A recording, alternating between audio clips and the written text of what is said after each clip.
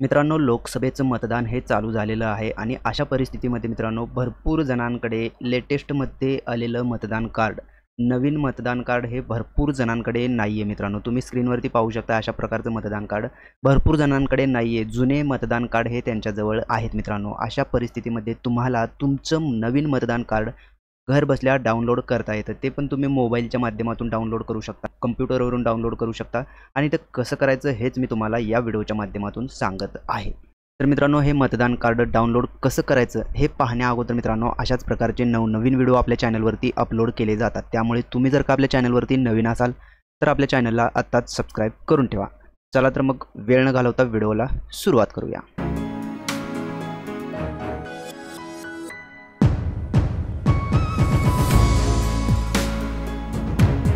तर सर्वात पहिलं मित्रांनो, तुम्हाला तुमचं मतदान कार्ड डाउनलोड करण्यासाठी गुगलवरती यायचं आहे आणि NVSP टाईप करायचं आहे. तुम्ही पाहू शकता NVSP टाईप करतोय आणि सर्च करून घ्यायचं आहे आणि सर्च केल्याच्यानंतर तुम्ही पाहू शकता तुमच्यासमोर अशा प्रकारचा इंटरफेस दिसणार आहे. यामध्ये तुम्हाला भरपूर लिंक्स भेटतील मित्रांनो. त्यापैकी तुम्हाला इथे जी लिंक दिलेली आहे NVSPची, या लिंकवरती आपल्याला क्लिक करायचा आहे. या लिंकवरती क्लिक केल्याच्यानंतर तुम्ही पाहू शकता तुमच्यासमोर अशा प्रकारचा इंटरफेस ओपन होईल.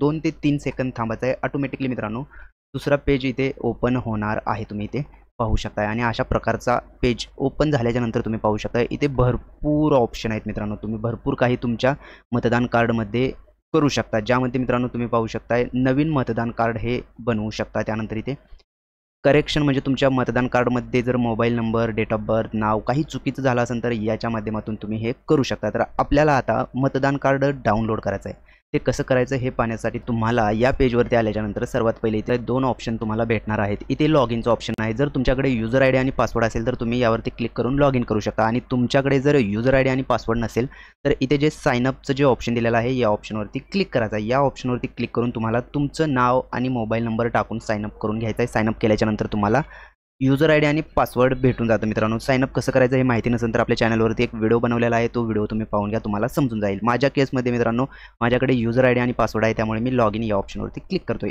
लॉग इन या ऑप्शनवरती क्लिक केल्याच्यानंतर तुम्ही पाहू शकता तुमच्यासमोर अशा प्रकारचा लॉग इनचा पेज ओपन होईल. यामध्ये मित्रांनो तुम्ही पाहू शकता तुमचा जो रजिस्टर मोबाईल नंबर आहे तो मोबाईल नंबर टाकायचा आहे. इथे जो पासवर्ड तुम्ही बनवला होता तो पासवर्ड टाकून घ्यायचा आहे. हा कॅप्चा या बॉक्समध्ये टाकून घ्यायचा आहे. तर सर्वात पहिलं मी ही माहिती भरून घेतोय. तर मित्रांनो तुम्ही इथे पाहू शकता मी संपूर्ण माहिती भरलेलो आहे. आता सिंपली रिक्वेस्ट OTP या ऑप्शनवरती क्लिक करत आहे. रिक्वेस्ट OTP या ऑप्शनवरती क्लिक केल्याच्यानंतर तुम्ही पाहू शकता तुम्ही जो मोबाईल नंबर दिला होता त्या मोबाईलवरती एक OTP येणार आहे. तो OTP तुम्हाला या बॉक्समध्ये टाकून घ्यायचा आहे. इथे पाहू शकता OTP टाकलेला आहे. आता simply verify and log in या ऑप्शनवरती क्लिक करतोय आणि या ऑप्शनवरती क्लिक केल्याच्यानंतर तुम्ही पाहू शकता तुमच्यासमोर अशा प्रकारचा इंटरफेस दिसेल. तर यामध्ये सिंपल इथे एक ई-इपिक डाउनलोडचं जे ऑप्शन दिलेलं आहे या ऑप्शनवरती क्लिक करायचं आहे. या ऑप्शनवरती क्लिक केल्याच्यानंतर तुम्ही पाहू शकता इथे इपिक नंबर आणि रेफरन्स फॉर्म रेफरन्स नंबरसुद्धा दिलेला आहे. जर तुम्ही नवीन जर मतदान कार्ड काढला असेल तर इथे फॉर्म रेफरन्स नंबर टाकून सुद्धा तुम्ही डाउनलोड करू शकता. माझ्या केसमध्ये माझ्याकडे इपिक नंबर आहे मित्रांनो, मतदान कार्ड नंबर आहे, त्यामुळे मी इपिक नंबर टाकतो याच्यामध्ये आणि इथे आपलं राज्य सिलेक्ट करून घेतो. मित्रांनो सर्वात पहिले मी इपिक नंबर टाकून घेतो. मित्रांनो तुम्ही पाहू शकता मी इपिक नंबर टाकलेला आहे, त्यानंतर राज्यसुद्धा सिलेक्ट केलेलं आहे. आता सिंपली सर्च या ऑप्शनवरती क्लिक करत आहे आणि सर्च या ऑप्शनवरती क्लिक केल्याच्यानंतर तुम्ही पाहू शकताय थोडंसं वरती येऊयात.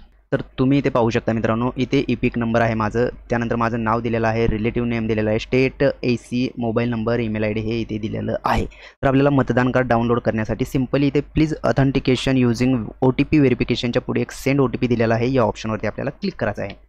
तर सेंड OTP या ऑप्शनवरती क्लिक केल्याच्यानंतर मित्रांनो तुम्ही पाहू शकता तुमच्या मोबाईलवरती परत एक OTP येणार आहे. तो OTP इथे टाकून घ्यायचा आहे आपल्याला.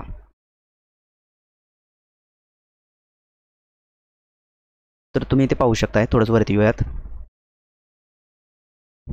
तर तुम्ही इथे पाहू शकता मित्रांनो OTP टाकलेला आहे. आता सिंपली व्हेरीफाय हे जे ऑप्शन आहे या ऑप्शनवरती क्लिक करतोय आणि या ऑप्शनवरती क्लिक केल्याच्यानंतर मित्रांनो तुम्ही पाहू शकताय तुमच्यासमोर